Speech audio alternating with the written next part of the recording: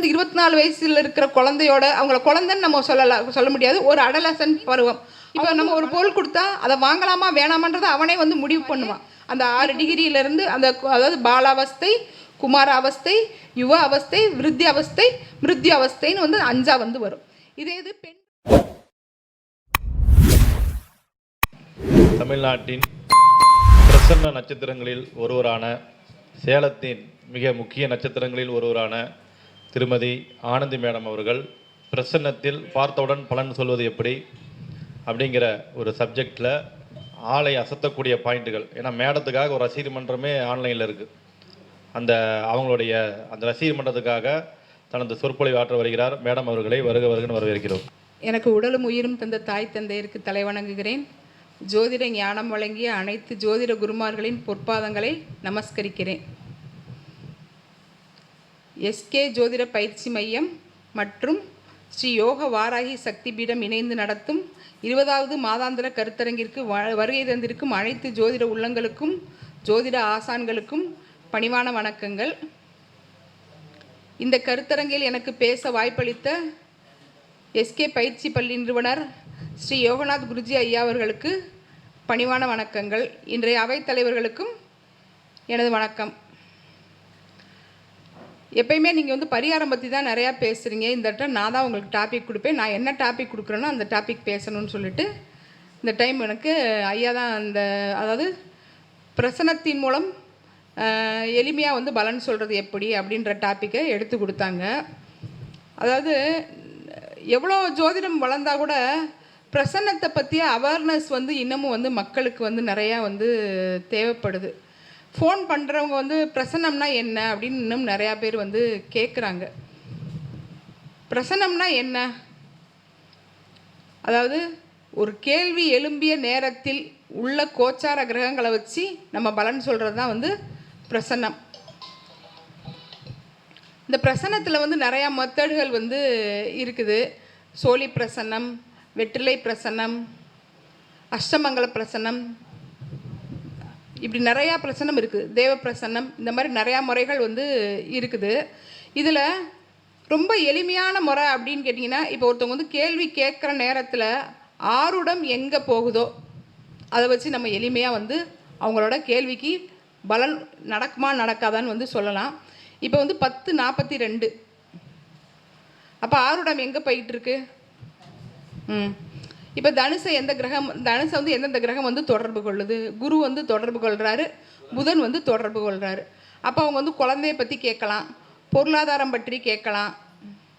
அதே மாதிரி தங்கம் அடமானம் வச்சுட்டேன், அதை மீட்க முடியுமான்னு கேட்கலாம். புதன் இருக்கிறதுனால கல்வியை பற்றி கேட்கலாம், டாக்குமெண்ட் சம்மந்தப்பட்ட ஒரு விஷயத்தை பற்றி கேட்கலாம், பாகப்பிரிவினை பற்றி கேட்கலாம்.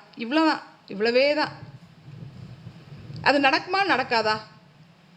இப்போ நான் தனுசில் வந்து ஆருடம் போயிட்டுருக்கு, நடக்குமா நடக்காதான்னு எப்படி சொல்லலாம்? இருக்கட்டும். அதாவது இப்போ ஒரு விஷயம் நடக்கும் நடக்காது, அதை வந்து எப்படி எளிமையாக வந்து சொல்கிறது அப்படின்னு கேட்டிங்கன்னா, பிரசன்ன பொறுத்த வரைக்கும் அஷ்டமாதிபதி, பாதகாதிபதி, மாந்தி, மகா பாதகாதிபதி, இந்த 4 விஷயங்கள் அந்த கேள்விக்கான காரகிரகத்தையோ பாவகத்தையோ தொடர்பு கொண்டால், அஷ்டமாதிபதி, பாதகாதிபதி, மாந்தி, மகா பாதகாதிபதி, இந்த 4 விஷயங்கள் வந்து அந்த காரகிரகத்தையோ அந்த கேள்விக்கான பாவகத்தையோ தொடர்பு கொண்டால் நம்ம வந்து நோன் வந்து சொல்லிடலாம், நடக்காது அப்படின்னு வந்து சொல்லலாம். ஏன்னா ஆனால் நம்ம ஜோதிட முன்னோடிகள் இதெல்லாம் விட நிறைய சூட்சுமமான முறைகள் நிறையா வச்சுருக்காங்க. என்ன அப்படின்னு கேட்டிங்கன்னா, சகுனம் நிமித்தம். இப்போ ஒருத்தவங்க வந்து நம்மக்கிட்ட வந்து கேள்வி கேட்குறாங்க. இப்போ ஐயா நான் வந்த உடனே கேட்டார், எங்கள் பையனுக்கு வந்து இந்த மாதிரி வந்து திருமணம் நடக்கலை, இதுக்கு நடக்குமா நடக்காதா, இதுக்கு என்ன தான் காரணம், நடக்கவே அப்படின்னு வந்து ஒரு மனசஞ்சலத்தோடு வந்து கேட்டார். அவர் கேள்வியிலே அவர் பதில் சொல்லிட்டார். அதான் வந்து நிமித்தம். நடக்குமா அப்படின்னு கேட்டால் நடக்குமா, அவரே பதில் சொல்லிட்டார். நிமித்தம்ங்கிறது வந்து பிரசன்னத்தில் வந்து ரொம்ப ரொம்ப முக்கியமான விஷயம். இப்போ நமக்கு வந்து கொரோனா வந்தது 2020 காலங்கள்லாம் நம்ம வந்து ரொம்ப பாதிக்கப்பட்டோம். அது சம்மந்தப்பட்ட கண்டேஜியன் சொல்லிட்டு ஒரு படம் வந்து ஒரு வெளிநாட்டில் வந்து எடுத்தாங்க. எனக்கு கரெக்டாக அந்த கண்ட்ரி பேர் வந்து எனக்கு ஞாபகம் இல்லை. அவர் எடுத்த அந்த படத்தில் உள்ள அனைத்து சம்பவங்களும் அப்படியே வந்து அந்த கொரோனா காலத்தில் நடந்தது. அந்த ஏர்போர்ட்டு, பஸ் ஸ்டாண்டு இதிலெல்லாம் வந்து பேஷண்ட்டை வந்து படுக்க போடுறதுக்காக ஹாஸ்பிட்டல் வந்து இன்ஸ்டன்ட் ஹாஸ்பிட்டல் வந்து தயார் பண்ணாங்க. எல்லா விஷயம் ஃப்ளைட்டெல்லாம் வந்து நிறுத்தினது, போக்குவரத்து நிறுத்தினது, உலகமே வந்து ஸ்தம்பிச்சது. இது எல்லாமே வந்து அந்த படத்தில் வந்து அப்படியே அச்சரப்பிசகாமல் சொன்னது, அப்படியே கொரோனா காலத்தில் வந்து நடந்தது. பிரசன்னத்தில் பொறுத்த வரைக்கும் நிமித்தம் நிமித்தம் நிமித்தம் ஒரு இப்போ நம்மக்கிட்ட வந்து ஒருத்தவங்க வந்து உட்காடுறாங்க அப்படின்னாங்கன்னா, அவங்க வந்து வடக்கு பக்கமாக உட்காடுறாங்களா, கிழக்கு பக்கமாக உட்காடுறாங்களா, அதெல்லாம் நம்ம வச்சு பார்த்து வந்து சொல்லிடலாம். அவங்க என்ன கலர் ட்ரெஸ் போட்டிருக்கிறாங்க, அந்த கலர் ட்ரெஸ்ஸுக்கு அதோட இப்போ மஞ்சள் கலர் ட்ரெஸ் போட்டிருந்தாங்கன்னா, நீங்கள் வந்து சுபத்துவம் பற்றி கேட்க போகிறீங்களா அப்படின்னு நம்ம வந்து கேட்டுடலாம். ஏன்னா சிவப்பு கலர் ட்ரெஸ் போட்டிருந்தாங்கன்னா என்ன கேட்கலாம்? செத்து பற்றி கேட்க போகிறீங்களா, ஏதாவது தகராறு பற்றி கேட்க போகிறீங்களா, ஏதாவது சர்ஜரி பற்றி கேட்க போகிறீங்களா, நோய் பற்றி கேட்க போகிறீங்களா அப்படின்னு கேட்கலாம். இப்போ சனி கருப்பு கலர் ட்ரெஸ் போட்டாங்கன்னா ஏதாவது வறுமை கடன் பற்றி கேட்க போகிறீங்களா அப்படின்னு நம்ம எல்லாமே வந்து நம்ம எளிமையாக வந்து பலன் வந்து சொல்ல முடியும். அவ்வளோ எளிமை வந்து பிரசன்னம் வந்து ரொம்ப ரொம்ப எளிமை. இதில் நம்ம வந்து எந்த முறையில் பலன் சொன்னாலும் அந்த ஒரு கிரகத்தோட பலம் பலவீனம்ங்கிறது வந்து ரொம்ப முக்கியம். இப்போ நம்ம சொன்னதெல்லாம் வந்து ரொம்ப எளிமையான முறை. ஆனால் உள்ளார்ந்து சில விஷயங்களை நம்ம வந்து உற்று நோக்கும்போது சில நிறைய உண்மைகள் வந்து புலப்படும். அதில் ஒன்று நான் ஃபாலோ பண்ணுற மெத்தட் என்ன அப்படின்னு கேட்டிங்கன்னா, கிரக அவஸ்தை. ஒரு கிரகம் வந்து நல்ல நிலையில் இருக்குது, கெட்ட நிலையில் இருக்குது அப்படின்றத எப்படி நம்ம தீர்மானிக்கிறோம்? யாருக்காவது ஏதாவது ஐடியா இருக்குதுங்களாங்க சார்? ஒரு கிரகம் சூப்பர் பவர், இந்த கிரகம் வந்து இவங்களுக்கு வந்து நல்ல பலனை வந்து தரும் அப்படின்னு யாராவது ஆணித்தரமாக ஒரு ஜாதகத்தை பார்த்தோன்னே சொல்ல முடியுமா? இப்போ ஐயா ஜாதகத்தை பார்த்தோன்னே நான் வந்து சொன்னேன், சார் உங்களுக்கு 7ஆம் இடத்துல எந்த கிரகமும் இல்லை, ஆனால் 8ல் வந்து செவ்வாறாக இருக்குது. ஒரே செகண்ட் தான், ஒரு செகண்ட் தான் ஒரு ஜாதகத்தை கொடுத்து அடுத்த செகண்ட் சொல்லிட்டேன், 7 கூடையவனும் 8 கூடையவனும் சேர்ந்து 4ஆம் இடத்துல இருக்குதுங்க சார். இதுதான் வந்து உங்களுக்கு திருமணத்துக்கு வந்து காலதாமதம் அப்படின்ற விஷயத்த ஆணித்தரமாக நான் வந்து சொன்னேன். இப்போ இதே மாதிரி ஒரு கிரகம் வந்து பலமா பலவீனமா அப்படின்றத நம்ம எளிமையாக எப்படி சொல்லலாங்க சார்? ஒரு ஜாதக கட்டத்தை பார்த்தோன்னே எப்படி சொல்லுவோம்? ஆட்சி இல்லை, ஒரு கிரகம் வந்து ஆட்சியாக இருந்தாலும் உச்சமாக இருந்தாலும் நம்ம வந்து பலம் அப்படின்னு வந்து சொல்கிறோம். நட்பு வீட்டில் இருக்கிறது, மூலத்திரிகோணத்தில் இருக்கிறது, தன் வீட்டை தானே வந்து பார்க்குறது, இது எல்லாமே நம்ம வந்து கிரக பலம்னு வந்து சொல்கிறோம். அதே மாதிரி நம்ம வந்து கிரகத்தை வந்து பலவீனம் எப்படி வந்து சொல்கிறோம்? நீச்சமாகிறது, அஸ்தமனமாகிறது, வக்கரமாகிறது, பகை வீட்டில் இருக்கிறது, இதெல்லாம் வந்து எளிமையாக நம்ம வந்து சட்பலம் அப்படின்ற ஒரே ஒரு வார்த்தையை வச்சு நம்ம வந்து கிரகம் வந்து பலமா பலவீனமா அப்படின்றத வந்து முடிவு பண்ணுறோம். ஆனால் கிரக அவஸ்தை வந்து ரொம்ப எளிமையாக, ரொம்ப ரொம்ப எளிமை. அதை வந்து நிறையா பேர் வந்து ஃபாலோ பண்ணுறதே வந்து கிடையாது. அந்த கிரக அவஸ்தை நம்ம முன்னாடி உட்காந்துருக்கிறவங்க என்ன விதமான அவஸ்தையில் உட்காந்துருக்காங்கன்றத வந்து அச்சரப்பிசகாமல் நமக்கு வந்து சொல்லும். இப்போ ஒருத்தவங்க பிரசன்னம் பார்க்க வந்திருக்காங்க, ஏன்னா ஒரு நோய்க்காக பார்க்க வந்திருக்காங்க அப்படின்னா, அவங்க ஜாதகத்தில் எந்த கிரகம் வந்து அவஸ்தையோடு உட்காந்துருக்குதோ அந்த கிரகம் சம்மந்தப்பட்ட அந்த காரகமோ பாவகமோ ஜாதகருக்கு கண்டிப்பாக ஒரு பாதிப்பை வந்து கொடுத்துருக்கோம். இப்போ குரு வந்து 12 வருஷத்துக்கு ஒருக்க ராசி கட்டத்தை வந்து சுற்றுவார். ஏன்னா குறைஞ்சது நம்ம மனுஷனோட ஆயுள் காலம் வந்து 60 வருஷம் அப்படின்னு நம்ம வந்து எடுத்துக்கிட்டோம்னா 5 முறை வந்து அவர் வந்து ராசி கட்டத்தை வந்து சுற்றி வருவார். அதே மாதிரி இப்போ ராசி கட்டத்தில் வந்து 30 பாகை வந்து இருக்குது. இந்த 30 பாகையை வந்து 6 டிகிரிகளாக வந்து பிரிச்சிருக்கிறாங்க. அந்த வந்து முதல் 6 பாகை வந்து என்ன சொல்கிறாங்க அப்படின்னு கேட்டிங்கன்னா, பால அவஸ்தை அப்படின்னு சொல்கிறாங்க. அவஸ்தை அப்படின்னா வந்து வலி வேதனை அப்படி கிடையாது, அந்த கிரகத்தோட நிலை, அந்த கிரகத்தோட பலம் அப்படின்னு நம்ம வந்து பொருள் எடுத்துக்கணும். அதாவது ஃபஸ்ட்டு 6 டிகிரி, நீங்கள் எந்த ராசி கட்டத்தில் 30 டிகிரியில் முதல் 6 டிகிரி, இது இன்னும் நிறைய விஷயங்கள் இருக்குது நான் சொல்கிறேன். இப்போ நீங்கள் இதை நோட் பண்ணிக்கோங்க. 30 டிகிரியில் முதல் 6 டிகிரியை வந்து இது வந்து ஜோதிட முன்னோடிகள் கூறுனது நான் சொல்லலைங்க, நானும் வந்து படித்தது அனுபவத்தில் பயன்படுத்தினது தான் வச்சு நான் சொல்கிறேன். முதல் 6 டிகிரி வந்து பால அவஸ்தை. இப்போ அந்த பால அவஸ்தையை வந்து நம்ம வந்து 12 வருஷம் நம்ம வந்து எடுத்துக்கலாம். அதாவது குரு வந்து ராசி கட்டத்தை ஒரு தடவை சுற்றி வர காலம். ஒரு 12 வயசு குழந்தையோட மனநிலை எப்படி இருக்கும்? அடுத்தவங்களை சார்ந்து தான் இருக்கும், தாய் தந்தையை சார்ந்து தான் அந்த குழந்தை இருக்கும். இப்போ அப்பா என்ன சொல்கிறாங்க, அம்மா என்ன சொல்கிறாங்களோ, இப்போ ஒரு பொருள் நம்ம வந்து ஒரு குழந்தைக்கு கொடுக்குறோம், அடுத்த செகண்ட் அந்த குழந்தை வந்து நம்மக்கிட்ட அந்த பொருளை வாங்குமா? அவங்க அப்பா முகத்தையும் அம்மா முகத்தையும் தான் பார்க்கும். அப்போ அந்த குழந்தைக்கு வந்து சுயமாக வந்து சிந்திக்கிற திறன் கிடையாது. அப்போ அந்த குழந்தையோட மதிப்பு நம்ம என்ன சொல்லலாம்? ஒரு 25% சொல்லலாமா? அந்த குழந்தைக்கு ஒரு 25% தான் வந்து தனக்கு தானே வந்து செயல்படுற சக்தி வந்து உண்டு. அப்போ ஒரு ஜாதக கட்டத்தில் 6 பாகையில் உள்ள கிரகம் வந்து பால அவஸ்தைன்னு நம்ம வந்து சொல்லலாம். அதுக்கடுத்து 6 டிகிரி, அதாவது 7 டிகிரியிலேருந்து 12 டிகிரின்னு வரைக்கும் வச்சுக்குவோம். அது வந்து குமார அவஸ்தை அப்படின்னு வந்து சொல்லலாம். அதாவது 2வது சுற்று, அதாவது குருவோட 2வது சுற்றுனா அவங்களோட 13 வயசுலேருந்து 24 வயசு வரைக்கும் நம்ம வந்து சொல்லலாம்.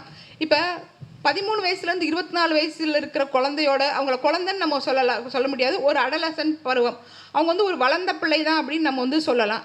அப்போ அவங்களுக்கு வந்து சிந்திக்கிற திறன் எப்படி இருக்கும்? நல்லா இருக்கும். நல்லா இருக்கும் மீன்ஸ், இப்போ நம்ம ஒரு பொருள் கொடுத்தா அதை வாங்கலாமா வேணாமான்றதை அவனே வந்து முடிவு பண்ணுவான். இன்றைக்கி வந்து ஒரு ஹோம்ஒர்க் செய்யணும்னா அதை எப்படி செய்யணுன்றதை அவனே வந்து முடிவு பண்ணுவான். தனக்கு இந்த காலகட்டத்தில் என்ன வேணுன்றதை வந்து அவனுக்கு வந்து கேட்குற உரிமை வந்து தானே வந்து எடுத்துக்குவான்.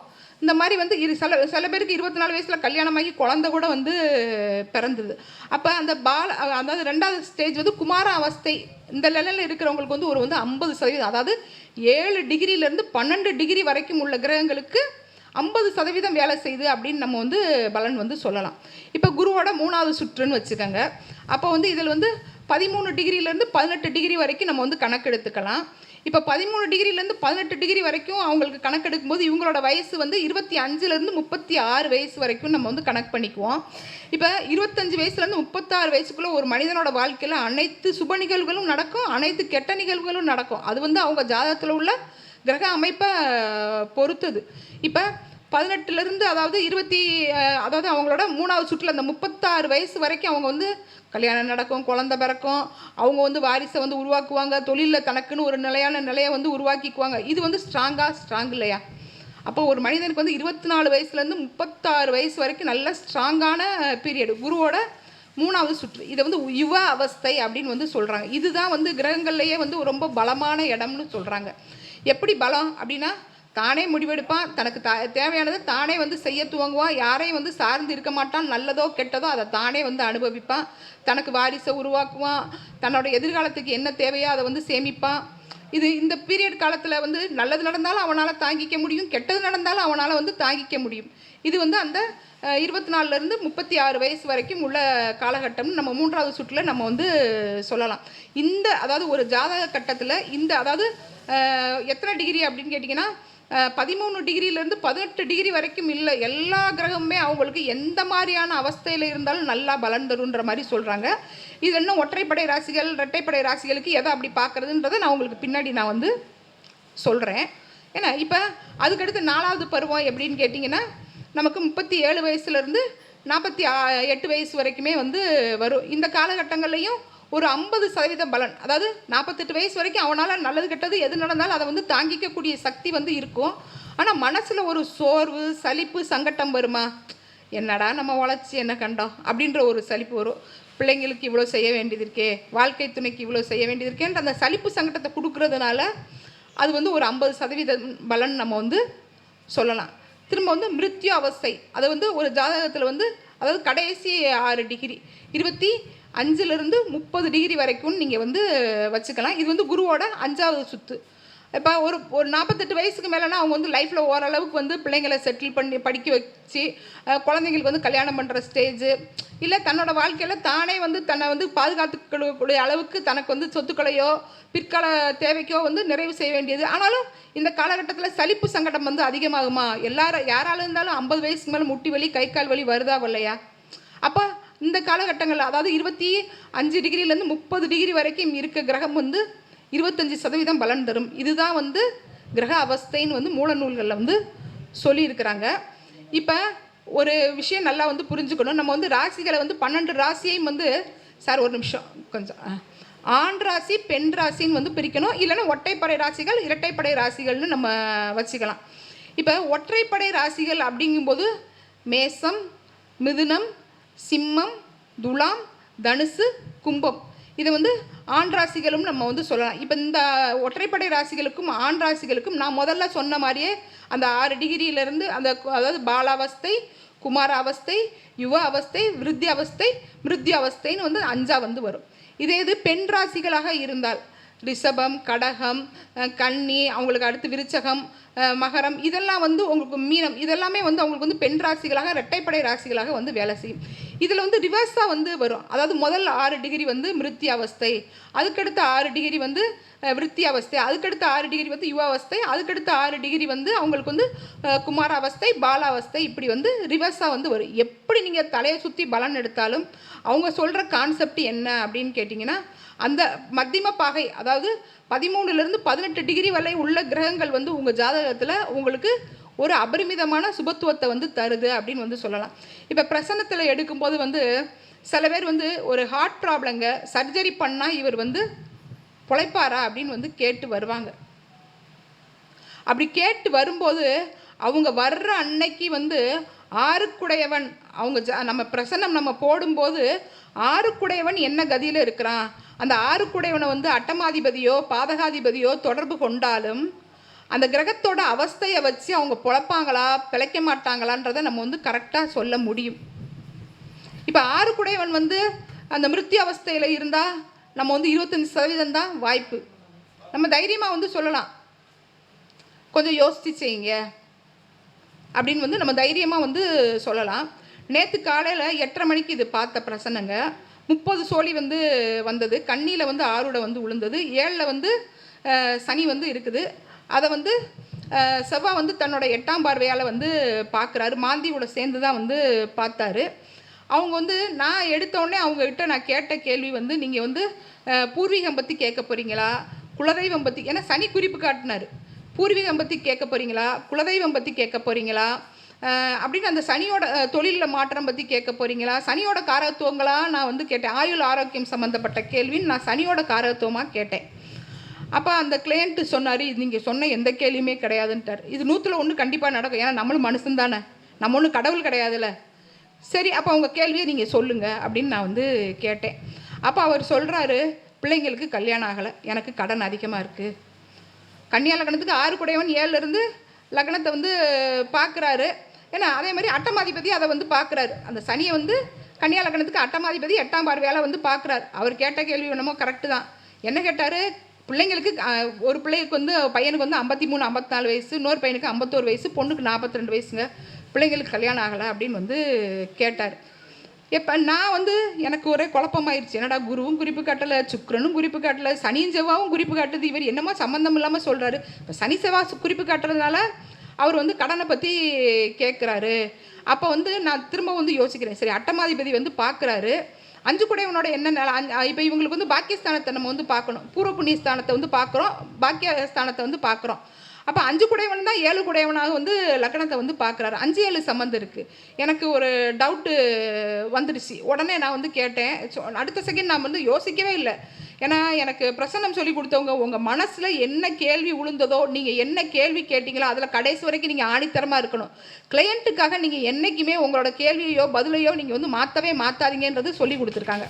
ஏன்னா அப்போ நான் வந்து கேட்டேன், உங்கள் பிள்ளைங்களுக்கு எல்லாருக்குமே வந்து தாம்பத்தியம் நடந்துருச்சுங்க, கல்யாணன்றது என்னங்க, சமுதாயத்துக்காக நம்ம வச்சுக்கிற ஒரு கட்டுப்பாடு தான் வந்து திருமணம்.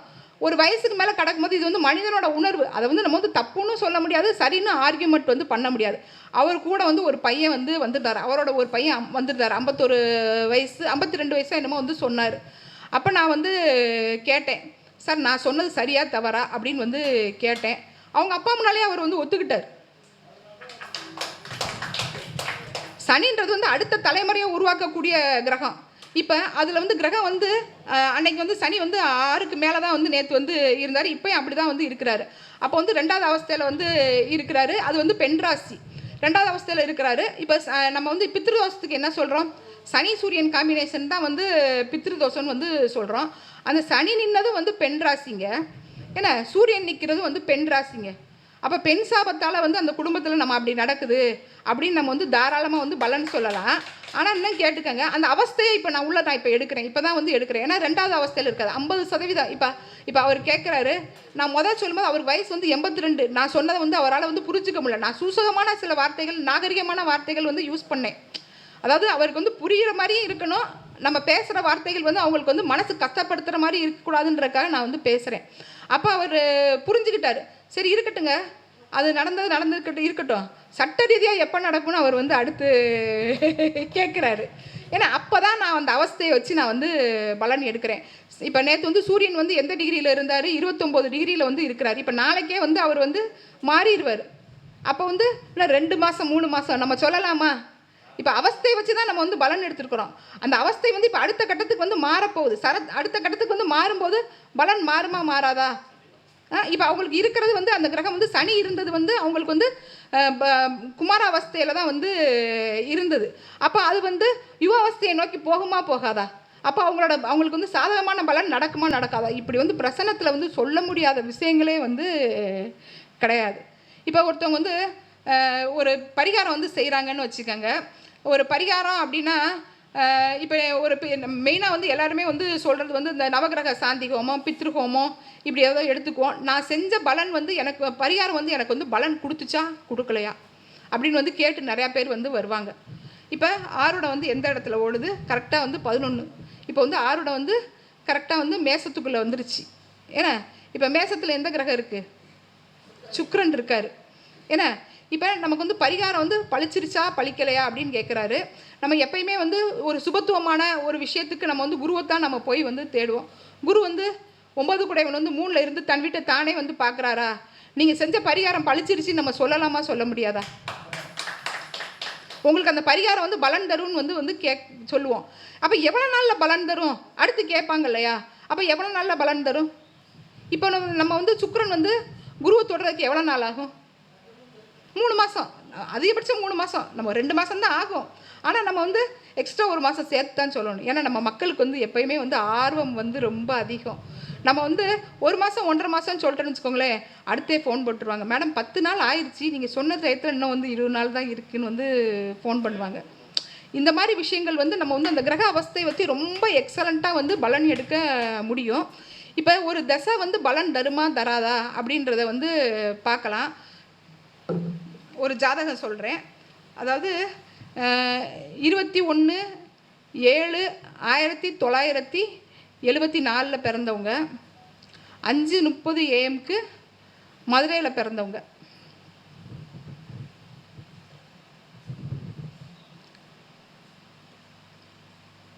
இவங்க வந்து மிதுன லக்னம், லக்ன புள்ளி 25.12 டிகிரி. இது பாருங்கள், கரெக்டாக குரு 2 புனர்பூசம் 2ல் உள்ளோம். இந்த ஜாதகத்தை பார்க்குறவங்க என்ன சொல்லிடுவாங்க? அப்பா உங்களுக்கு வந்து புஷ்கராம்சத்தில் விழுந்துருக்கு லக்கண புள்ளி, இவங்க வாழ்க்கை சிறப்புன்னு சொல்லுவாங்களா? ரைட்டு, எடுத்துக்காங்க, பாயிண்ட்டை நோட் பண்ணிக்கோங்க. அதுக்கடுத்து வந்து அதில் 21/7/1974 5:30 AM மதுரையில் பிறந்தவங்க. ஆண் ஜாதகம் சார்.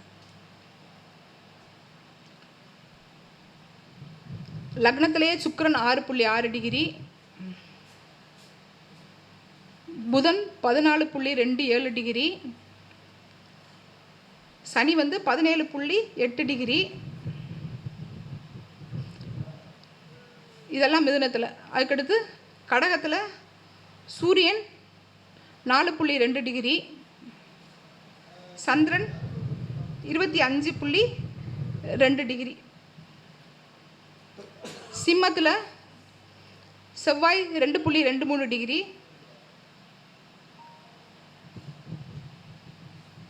6ல் ராகு 23.46 டிகிரி, குரு வந்து 24.4 டிகிரி. அதாவது கும்பத்தில் குரு. கேது ரிஷபத்தில் 23.46 டிகிரி. இப்போ இவங்க வந்து பிறக்கத்தில் வந்து இவங்களுக்கு வந்து புதன் தசை. இவங்களுக்கு வந்து புதன் தசை நடக்கும்போது அவங்க தந்தைக்கு தாய்க்கு நல்ல பலன்கள் நடந்திருக்காதா?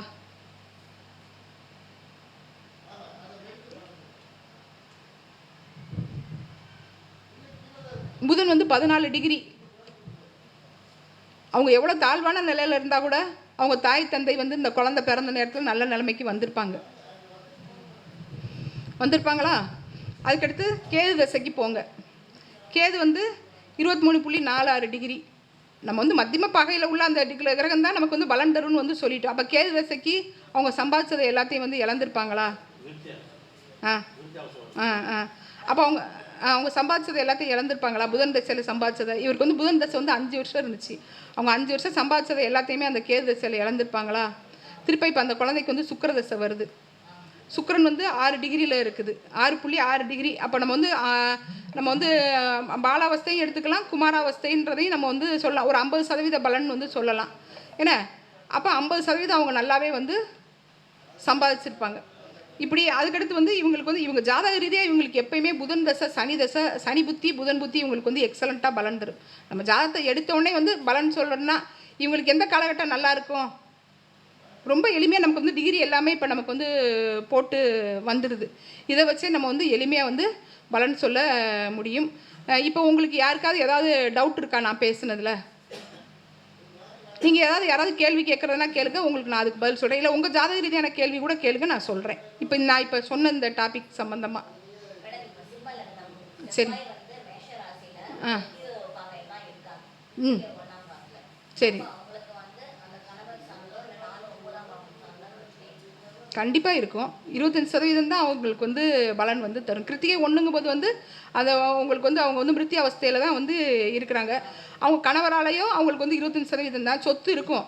காலம் பூரா அந்த சொத்தால் அவங்களுக்கு வந்து மன உளைச்சல் இருந்துக்கிட்டே தான் இருக்கும். இப்போ இந்த ஜாதகத்தில் இன்னொரு விஷயம் நீங்கள் வந்து கவனிக்கலாம். இவங்க வந்து மிதுன லக்னமாக இருந்தால் கூட ஐயா சொன்னார் 4-6 சம்மந்தம். இவங்க முதல்ல வந்து என்னை சந்திக்க வந்ததே வந்து சொத்து என் வாழ்க்கையில் எப்போ அமையும்னு கேட்டு தான் வந்தாங்க. நம்ம வந்து காரக கிரகம் செவ்வாயை எடுத்துக்கிட்டிங்கன்னா செவ்வாய் வந்து 2 டிகிரியில் தான் வந்து இருக்குது. ஆண்ட்ராக்சியில் 2 டிகிரியில் தான் வந்து இருக்குது. அப்போ வந்து அவங்களுக்கு வந்து பாலாவஸ்தை, செவ்வாய் வந்து பாலாவஸ்தையில் இருக்குது. ஏன்னா 4-6 சம்மந்தம் இருக்குது. 4 கூடையவன் வந்து 6ல் நிற்கிற அந்த ராகுவோட சாரம். அப்போ இவங்க வந்து நிறையா வந்து மன உளைச்சலை வந்து அனுபவிக்கிறாங்க. சொத்தே வந்து இவங்க வாழ்க்கையில் வந்து அமையவே வந்து ஒரு டைம் வந்து சொத்து வாங்கி நாங்கள் வந்து விற்றுட்டோம், இப்போ 2வது டைம் அமையிற சொத்து வந்து எப்படி இருக்கும் அப்படின்னு வந்து கேட்குறாங்க. எப்பயுமே வந்து அதே மாதிரியே நடக்காது. நல்லா வந்து நமக்கு வந்து புரிஞ்சுக்கணும். ஒரு காலகட்டம் வந்து சோதனையை கொடுக்குறதா இருந்தால் இன்னொரு காலகட்டம் நல்லதை கொடுக்கும். இது வந்து தங்கப்பாண்டியன் ஐயா விதி, என் விதிக்கு வந்து கிடையாது. ஆனால் இப்போ ஒரு டைம் அவங்க வந்து விற்றுட்டதுனால அடுத்த டைம் வந்து இவங்களுக்கு சொத்து அமையும் அப்படின்னு அதுக்குள்ளே காலகட்டங்கள் நம்ம வந்து குறித்து கொடுத்துருக்கோம்.